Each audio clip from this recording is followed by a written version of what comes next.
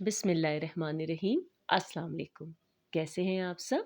उम्मीद करती हूँ आप सब खैरियत से होंगे।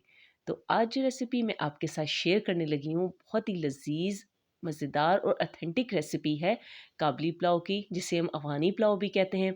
बहुत ही सिंपल रेसिपी है, बहुत कम मसालों से बनने वाला हमारा ये पुलाव है, लेकिन बनेगा बहुत ही लज़ीज़। तो चलिए रेसिपी को शुरू करते हैं। यहाँ पर मेरे पास है 3 कप राइस, तकरीबन 3 पाव ये बासमती चावल है। इन्हें आप अच्छे तरीके से धो लीजिए और कम से कम इन्हें 20 मिनट आप पानी में ज़रूर भिगो के रखिएगा।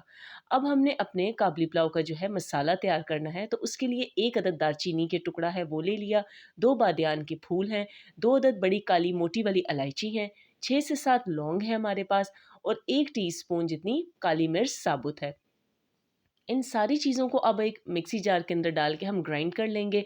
हमें इसे पाउडर फॉर्म में चाहिए, तो ये हम साइड पे रख देते हैं। अब यहाँ पर है हमारे पास तकरीबन 1 किलो बीफ, जो कि हड्डी के साथ हमने लिया है और दरमियाने साइज़ की इसकी बोटियाँ हैं।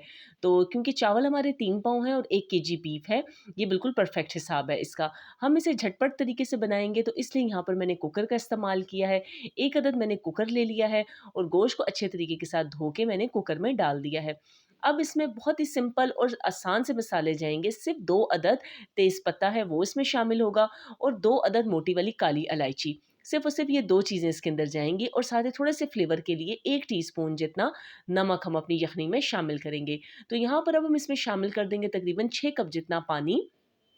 पानी डालने के बाद अब हम इसे कवर कर देंगे और सीटी जैसे ही बजेगी, तो सीटी आने के बाद तकरीबन हम 20 मिनट तक इसे पका लेंगे। अच्छा जी, अब वहाँ जब तक कुकर चल रहा है, दूसरी तरफ मैं आपको बता देती हूँ, यहाँ मैंने 1 पाव जितनी गाजरें ले ली हैं, जिनका छिलका उतार के और बारीक-बारीक जूलियन लंबाई के हिसाब से मैंने इन्हें काट लिया है। उसके साथ ही यहाँ पर मेरे पास आधा कप जितनी किशमिश है, किसी तरह की किशमिश भी आप ले सकते हैं, ब्लैक वाली भी यूज़ कर सकते हैं, धो के आधा कप ले लीजिए। अब यहाँ पर ले लिया है एक फ्राई पैन, उसमें मैं शामिल कर रही हूँ सबसे पहले 1 टेबलस्पून घी। घी में मैंने शामिल किया है 1 टेबलस्पून भर के चीनी और साथ ही तकरीबन 1 टेबलस्पून जितना ही पानी है। अब इसे अच्छे तरीके से आप मिक्स कर लेंगे। मिक्स करने के बाद सबसे पहले हम गाजरों को शामिल करेंगे। किशमिश को साथ शामिल नहीं करेंगे क्योंकि किशमिश फ़ौरन से जलना शुरू हो जाती है। गाजरों को डालने के बाद तकरीबन हल्का-सा इसे सौते कर लेना है हमने चीनी, पानी और घी के साथ तकरीबन 1 मिनट तक। गाजरों का कितना खूबसूरत सा कलर आ चुका है, तो अब हम इसमें शामिल कर देंगे धो के जो हमने भिगोई हुई थी अपनी किशमिश। किशमिश हमने आधा कप जितनी वो शामिल कर ली और इसे अच्छा से सिर्फ 1 मिनट तक पका लेंगे। दोनों को पकाने के बाद अब हम इसे एक साफ-सी प्लेट पे निकाल देंगे और इसे साइड पे रख देंगे। तो ये हमारे काबली पुलाव का दम जो है तैयार हो चुका है। इसे हम दम पे इंशाल्लाह डालेंगे। तो यहाँ पर अब मैंने ले लिए हैं 3 अदद दरमियाने साइज़ के प्याज़। इन्हें मैंने बारीक-बारीक फ़ाइन स्लाइस कर लिया है और साथ ही इसमें मैं शामिल करूँगी टमाटर। टमाटर मैंने 3 अदद दरमियाने साइज़ के लिए हैं। इन्हें भी आप जिस तरीके से कट करना चाहें आप कट कर लीजिए। अब 1 अदद पतीला ले लेंगे।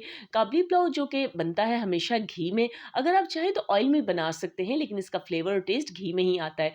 तो तकरीबन पौना कप यानी 3/4 कप जितना यहाँ पर मैंने घी ले लिया है। घी जैसे ही मेल्ट होगा, थोड़ा-सा गरम होगा, तो अब इसमें मैं शामिल कर दूँगी प्याज़। प्याज़ डालने के बाद इसे दरमियानी आँच पे आपने इसे पकाना है। बहुत ओवर कुक भी नहीं करना, सिर्फ़ 2 से 3 मिनट आपने इसे पकाना है। तो यहाँ 20 मिनट हो चुके हैं हमारे गोश्त को पकते हुए। अब हम गोश्त को चेक कर लेते हैं, तो माशाल्लाह बड़ा ही खुशबूदार हमारी यखनी बन के तैयार हो चुकी है। सिंपल से, सादा से, बहुत ही कम मसालों के साथ गोश्त और यखनी को अलग-अलग कर लेंगे। यहाँ पर जो है प्याज़ का प्यारा-सा कलर आया है, तो अब इसमें हमने शामिल कर दिया है 1 टेबलस्पून लहसुन और 1 टेबलस्पून अदरक का पेस्ट। इन दोनों को शामिल करने के बाद थोड़ा-सा हम इसे पका लेंगे और अब इसमें जो हमने टमाटर कट किए थे, वो टमाटर शामिल कर देंगे। आँच को हम तकरीबन लो टू मीडियम कर देंगे ताकि टमाटर अच्छे से नरम हो जाएँ और साथ ही इसमें मसाले शामिल कर देंगे। तो मसाले इसमें बहुत ही कम इस्तेमाल होते हैं, सिर्फ़ और सिर्फ 1 टेबलस्पून कुटी हुई लाल मिर्च मैंने शामिल की है और 1 टीस्पून सफ़ेद ज़ीरा है साबुत वो डाल दिया है और 1.5 टेबलस्पून जितना तकरीबन मैंने नमक डाला है।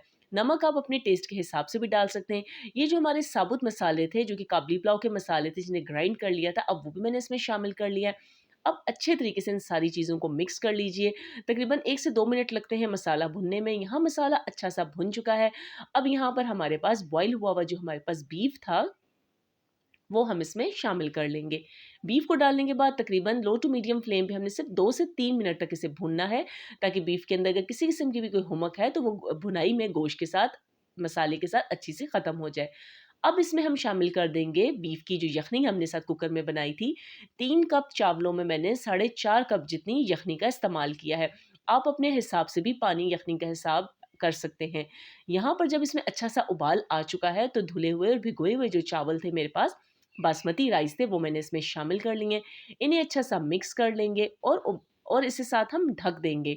ढक के हम तकरीबन मीडियम फ्लेम पे इसे पका लेंगे तकरीबन 5 से 6 मिनट के लिए कि इसमें यखनी काफ़ी हद तक खुश्क हो जाए। तो यखनी काफ़ी यहाँ पर हद तक खुश्क हो चुकी है, लेकिन चावलों में अभी भी नमी है। बिल्कुल भी यखनी हमने पूरी-पूरी खुश्क नहीं करनी, हल्की-हल्की सी नमी होनी चाहिए। अब एक साफ-सा कपड़ा ले लीजिए, इसे देगची के ऊपर रख दीजिए, अच्छे से इसे कवर कर दीजिए और बिल्कुल दम की आँच पर 20 मिनट आप इसे दम दे दीजिए। दम देने के बाद आप देखेंगे कि माशाल्लाह से किस कदर खुशबूदार और जायकेदार हमारा काबली पुलाव बन के यहाँ तैयार हो चुका है। तो अब हम क्या करेंगे कि दम के ऊपर हम इसमें डाल देंगे फ्राइड की हुई हमारे पास जो गाजर और किशमिश थी वो डाल देंगे। किशमिश और गाजर डालने के बाद अब इसे हल्के हाथ के साथ हम मिक्स कर लेंगे, क्योंकि फ़ौरन दम किए हुए चावलों में अगर आप ज़्यादा चम्मच चलाएँगे तो चावल फ़ौरन से टूट जाता है।